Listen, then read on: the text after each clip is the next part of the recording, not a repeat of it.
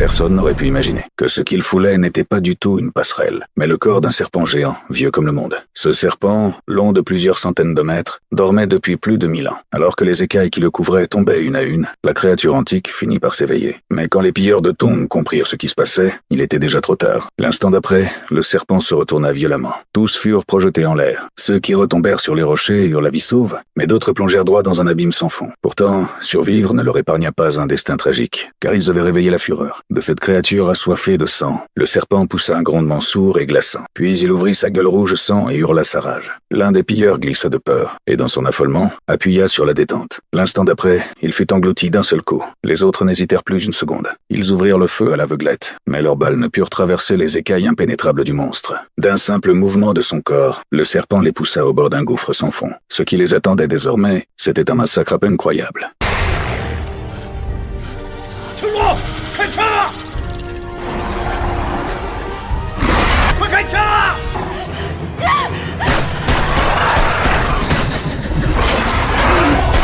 Au moment où la femme allait être dévorée, Polo bondit sur la tête du serpent. Il frappa encore et encore, sans s'arrêter. Sous l'effet de la douleur, le serpent recula rapidement, laissant les deux prisonniers coincés au sommet d'une colonne de pierre. Ils crurent le danger passé et décidèrent de s'enfuir avec une corde. Mais alors qu'ils étaient à mi-chemin, le serpent fit demi-tour. D'un violent choc, il les précipita du haut de la falaise. Heureusement, avant de toucher le sol, Polo ralentit leur chute en plantant son poignard dans la paroi. Ils survécurent, mais ignoraient encore que plus grand secret les attendait. Autour d'eux, des ossements étaient éparpillés partout. Il n'y avait pas que des squelettes d'adultes, mais aussi de nombreux os d'enfants.